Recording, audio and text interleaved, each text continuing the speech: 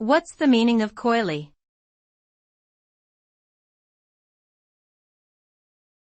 Coyly.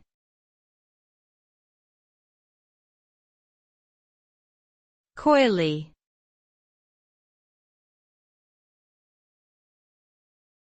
Coyly.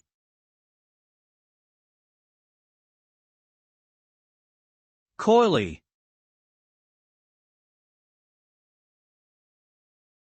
Coyly means to act in a shy or modest way, often as a means of being playful or flirtatious.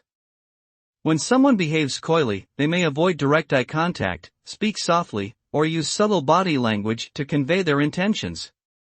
This can create an air of mystery and intrigue, which can be appealing to some people. However, it can also be frustrating or confusing for others who may have trouble understanding the coy person's true feelings or intentions. Overall, behaving coyly can be seen as a way of testing the waters or gauging someone else's interest before making a commitment.